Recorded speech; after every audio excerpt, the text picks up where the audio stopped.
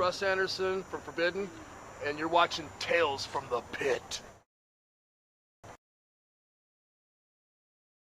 I think it was 97 when we called it quits, May 97 or something, and I never got to play with Glenn, so we're excited about that.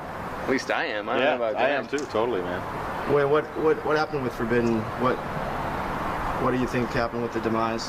I think there were a lot of problems with record labels falling apart, and it seemed like it just wasn't meant to happen. A lot of bad management, nothing personal towards anyone, but a lot of things, wrong things at the wrong time, and I think the band morale started getting down and probably started pointing fingers and things like that. And in '97, it wasn't like anyone was crying when we broke up, you know.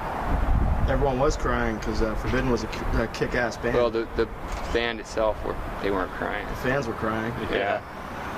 So what? And then you joined Nevermore. Yeah, almost immediately. And why did you leave Nevermore when? I feel like, to put it bluntly, a couple of guys in the band that are running the situation didn't deserve loyalty. Let's put it that way.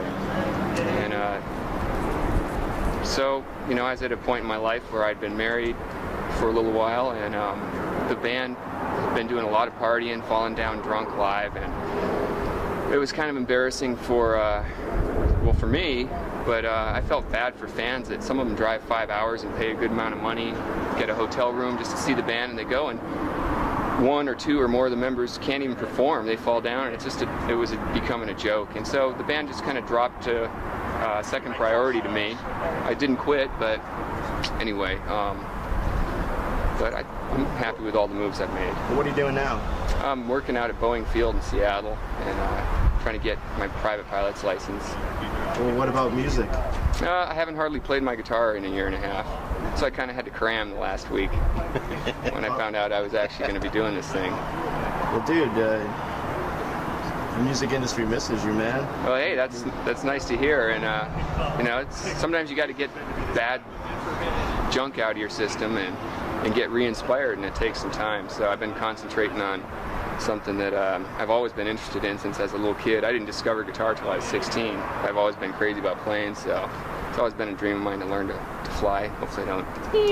I mean, I'm sure there's a lot. There'd be a lot of metal bands out there just fucking anxious to scoop you up, man. Oh, I don't know.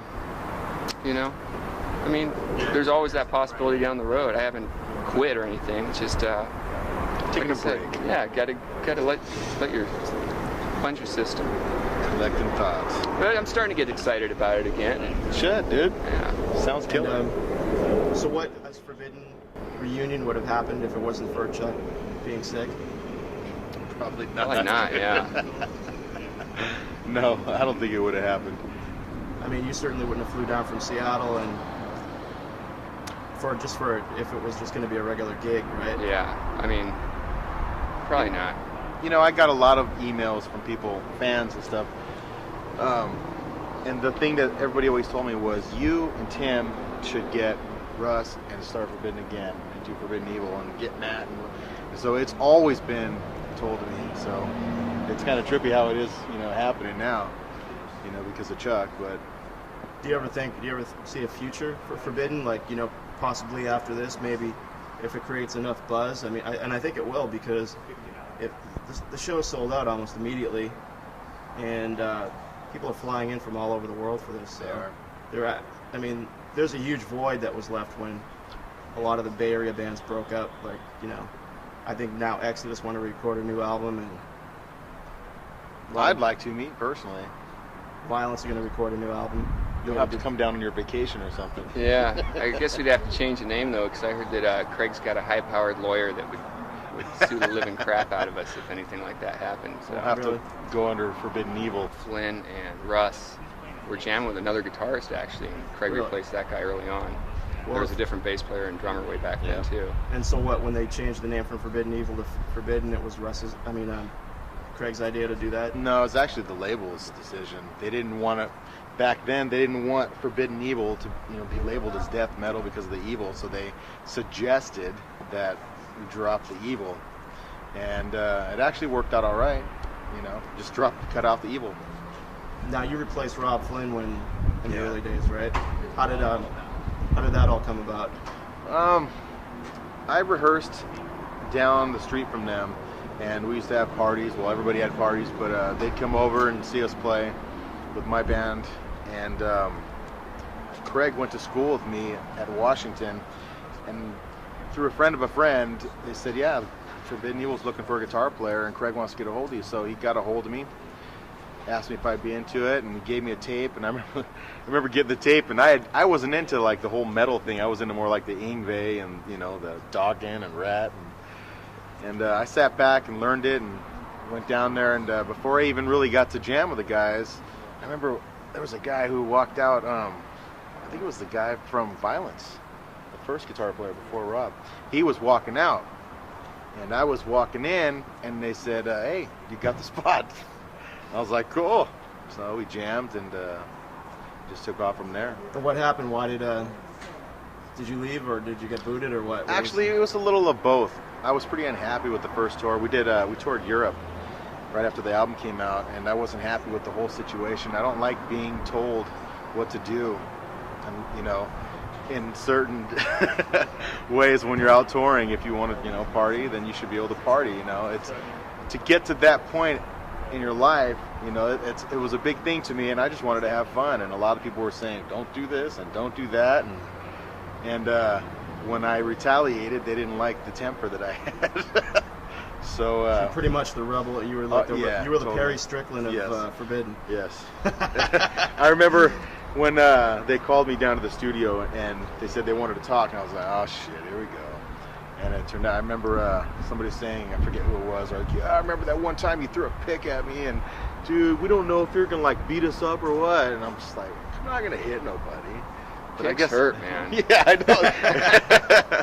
You know, I guess I was a little bit aggressive, but I take it very seriously, you know. And well, it seems like Forbidden is a band that really takes them, maybe not takes themselves serious, but like, would you say that like some of Forbidden's maybe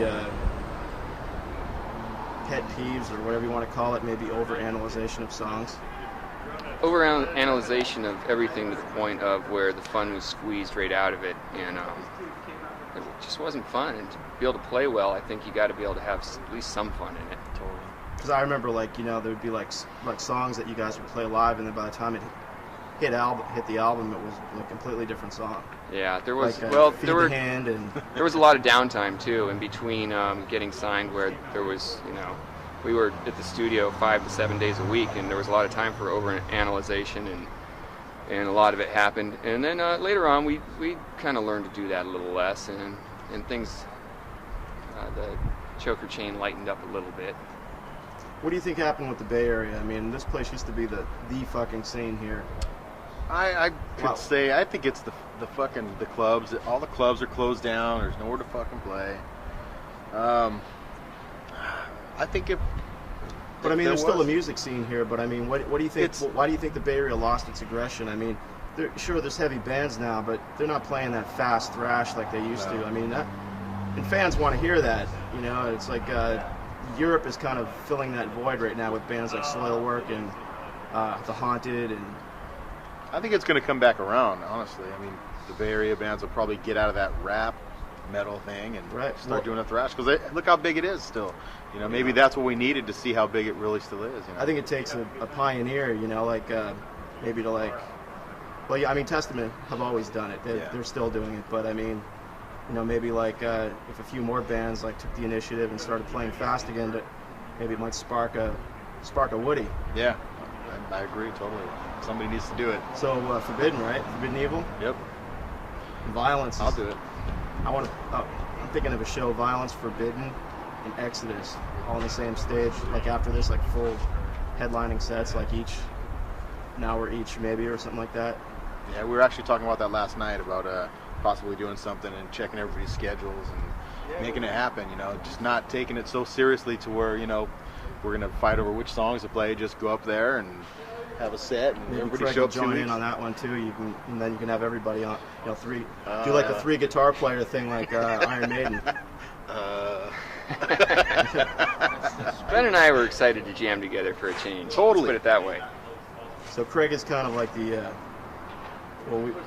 off the record, the odd man, the kind of the difficult one to get along with, maybe. Well, I'll just the Rob chalk Flynn of the band. my experience. I'll just chalk up to bad chemistry. You know. Yeah. I don't want to speak for anyone else or anything. Yeah, he's quite the character. So, word is, Tim, that you just don't want nothing more to do with the music industry. That's kind of like the word that's been going around. But I haven't been saying that. Who's been saying that? You know. Well, like you won't give your phone number out to anybody or anything like that. Well, you're kind of like going into seclusion. Yeah, I guess I did a little bit for a while, and I'm still kind of playing it by ear every day. So.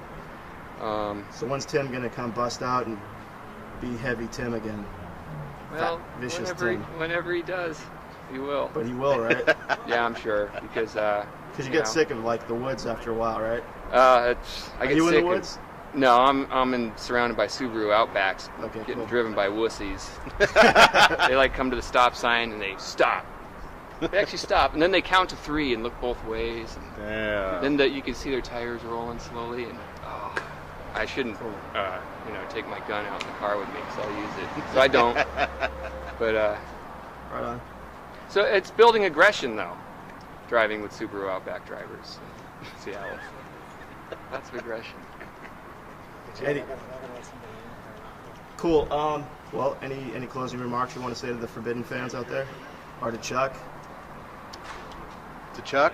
Yeah, you want to tell him to fuck off or something, or get well or whatever. Or... You owe me one. Period. Chuck, we love you, man, and that's all I can say. I think you're great. Good luck with everything. Yeah. Actually, I'd like to say thanks too, because it's actually been pretty fun, getting everybody back together to do this. Even though when you look at me, I'm like going, I'm tired, but it is fun. Yeah, that's been the case with all the bands. They're all like, hands are all cramped up from playing fast again after 8 years or whatever. We're a little bit older, wiser, and a little slower. I just think it's time for the Bay Area to show the rest of the world who's boss again. That I agree. This is where heavy music started, and this is, it may have gone into hibernation, but now the sleeping giant has woken up after the show. It's here. That's what I think. I think it's going to. That's what I think. I agree. Well, let's hope so. And to all the old Forbidden fans, all of us appreciate it deeply, and we tried our hardest to make it work. And I don't really think it was necessarily the band's fault that it didn't get out there enough. And some of the records and some really great songs have never been heard, unfortunately. But maybe Trapped. everything happens for a reason. Yeah. Trapped was one of my favorites that never got it's released. a well-written song. Came out good. So cool. Can I get you guys to do like an ID? I don't know if it would be proper to say that you're from Forbidden, or you can say you're from Forbidden Evil or whatever. When you're watching Tales from the Pit, say who you are. We're from Forbidden Evil, or. Well, I don't think I could say that, because really Forbidden Evil was around before I was in the band, period. Okay. So. Or just say Glen Alvelais and Tim Calvert. Ex-Forbidiots. And you're watching Tales from the Pit. Yo, this is Glen Alvelais with Tim Calvert. We're ex-Forbidiots. and you're watching Tales from the Pit. Cool. Thanks. Oh, leg trap.